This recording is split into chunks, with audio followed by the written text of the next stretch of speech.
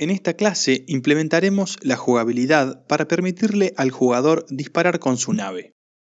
En primer lugar, codificaremos los controles para disparar. Para esto, haremos uso de un eje virtual que viene configurado por defecto, el eje Fire 1 o Fuego 1, el cual está asociado a la tecla Control y alternativamente al botón izquierdo del mouse. Si lo deseas, puedes ir a la configuración de ejes virtuales en Edit, Project Settings, Input y personalizar la tecla que prefieras utilizar para disparar.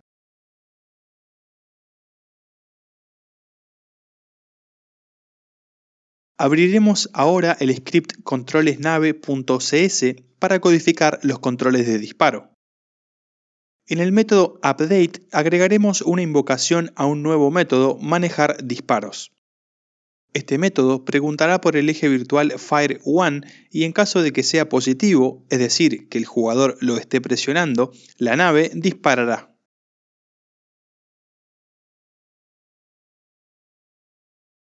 Para disparar, implementaremos un nuevo método llamado disparar, que por el momento simplemente mostrará un mensaje en la consola. Ejecutemos el juego para verificar que los controles de disparo funcionan correctamente.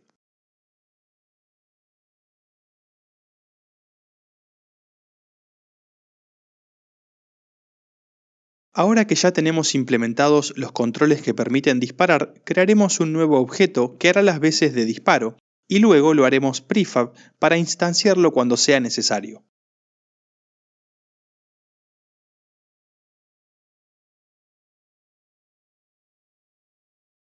Luego de crearlo, le anidaremos el sprite correspondiente al disparo del jugador, el cual es el pequeño círculo azul. Como podemos ver en la vista de escena, el sprite de disparo parece estar descentrado de su objeto padre.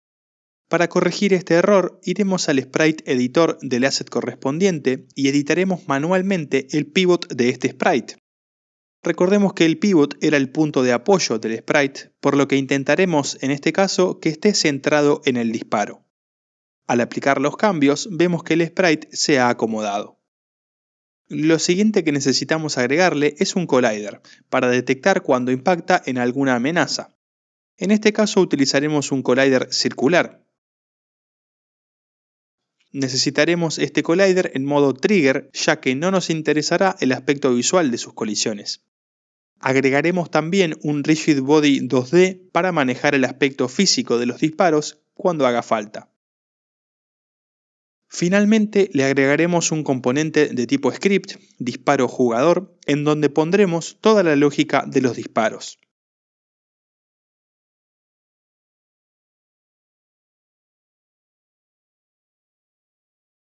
Ahora bien, para poder crear un objeto disparo cada vez que el jugador presione la tecla correspondiente, necesitaremos que este objeto sea un prefab. Creemos entonces el prefab arrastrando el objeto hacia la ventana de proyecto y recordando que los prefabs van en su propio directorio. Ya no necesitaremos la instancia de disparo en la escena, por lo que la eliminaremos. Vayamos ahora al script controlesnave y agreguemos una nueva propiedad serializada para asociarla al prefab de disparo que acabamos de crear.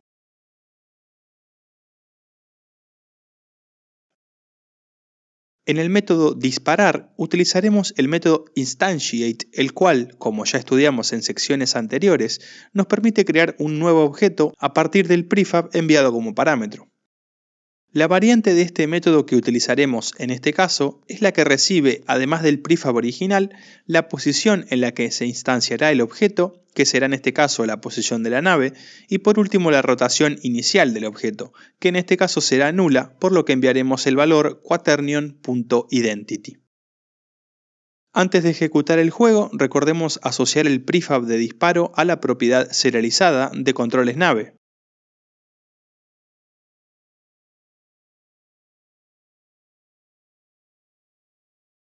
Ahora sí ejecutemos el juego para verificar el funcionamiento del código. Como se puede ver, al presionar el botón de fuego se crean los disparos, pero aún falta pulir nuestro código para que, primero, los disparos se muevan en la dirección en que fueron disparados, y segundo, para controlar la velocidad a la que dispara el jugador, para que el juego no sea demasiado fácil.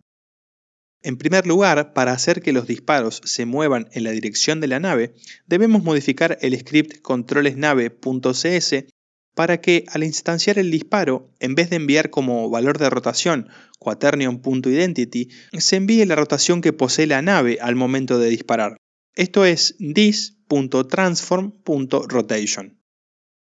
Luego, en el script disparojugador.cs debemos agregar en el método update la modificación del transform del disparo mediante el método this.transform.translate.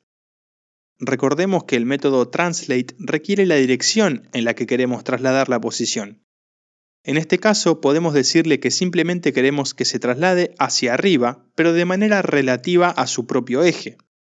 La clase vector nos provee con una propiedad llamada up, la cual retorna un vector 2 representando la dirección hacia arriba. Para indicar que el espacio de rotación será el relativo al propio disparo, debemos agregar un segundo parámetro en modo space.self. Recordemos, como siempre, que al modificar directamente el transform en cada fotograma, necesitaremos suavizar el movimiento y agregar una propiedad velocidad para equiparar los cálculos.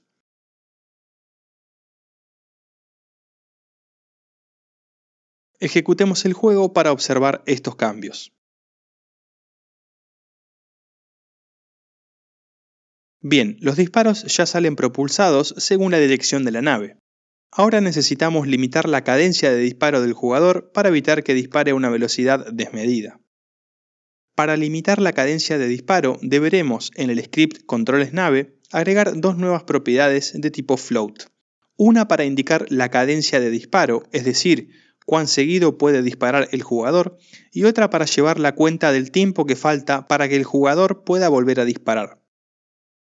Para la cadencia de disparo, probemos con el valor 0.5f, es decir, medio segundo entre cada disparo. Y para la propiedad espera disparo, utilizaremos 0, indicando que inicialmente el jugador está listo para disparar. Luego, en el método manejar disparos, además de preguntar por el valor del eje fire1, agregaremos otra condición que será el resultado de invocar a un nuevo método puede disparar, el cual nos retornará un valor booleano. Estas dos condiciones están unidas por dos signos ampersand que representan el AND o y lógico, lo que significa que las dos condiciones del if deben ser verdaderas para que se ejecute el bloque condicional. Si alguna de las dos condiciones es falsa, el bloque no se ejecutará. El método puede disparar retornará el resultado de comparar el valor de la propiedad time.time con la propiedad this.esperadisparo.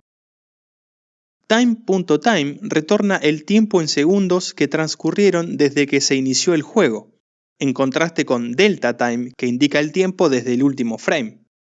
Notar que para retornar un valor, los métodos deben utilizar la instrucción return seguida del valor a retornar.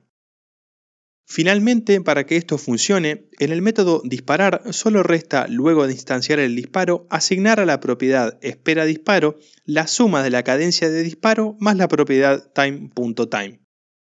Ahora podemos comprender la solución. Cada vez que se dispara, en la propiedad espera disparo, guardamos en qué segundo se podrá volver a disparar, ya que a los segundos actuales, indicados por time.time, le sumamos cuántos segundos separan a cada disparo, indicados en la propiedad cadencia de disparo. El método puede disparar puede decidir si es posible hacerlo o no, ya que simplemente verifica si la cantidad de segundos que transcurrieron hasta ahora es mayor que los segundos necesarios para volver a disparar.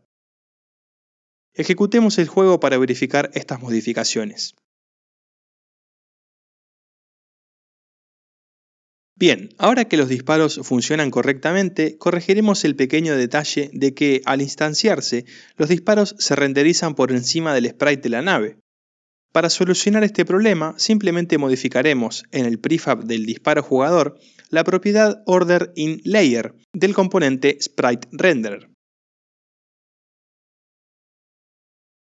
Utilizaremos el valor -1. Esta propiedad simplemente indica el orden de renderizado del sprite. Mientras más bajo el número, antes se renderizará el sprite. Al asignarle un número más bajo que el del sprite de la nave, esto hará que la misma siempre se dibuje después, por lo tanto, por sobre los sprites de los disparos. También deberemos modificar esta propiedad en el fondo para que se dibuje antes que cualquier otro sprite. Para esto le asignaremos el valor -2.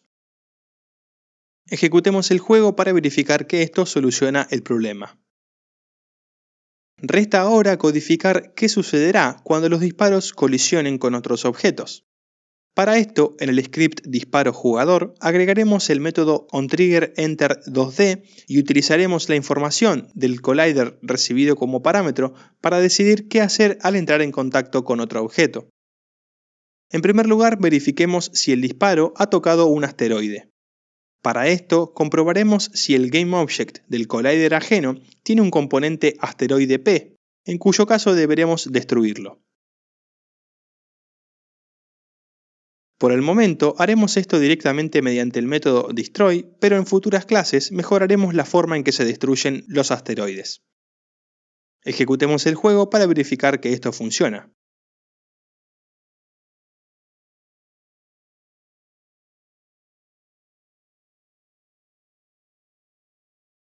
Mientras el juego se está ejecutando, podemos observar en la ventana de jerarquía todas las instancias de disparos que se van creando.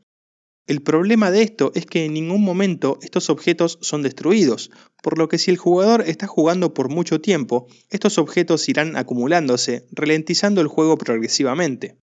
Para evitar este problema, podemos cambiar nuestro código para que, cuando el disparo colisione con un detector de borde de pantalla, se destruya. Agreguemos entonces esta nueva rama condicional al método onTriggerEnter2D del script disparo jugador.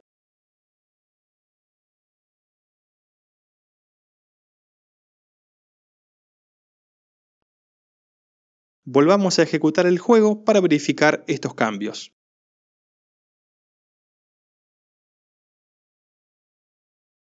Notar cómo ahora, cuando los disparos se van de la pantalla, son destruidos. Esto hará más prolijo el funcionamiento de nuestro juego y ahorrará memoria, ya que no se mantendrán objetos innecesarios en la escena. Aquí concluimos esta clase en la que implementamos toda la funcionalidad básica para permitirle disparar a la nave del jugador. En las clases siguientes seguiremos mejorando la interacción entre los disparos y los demás elementos del juego.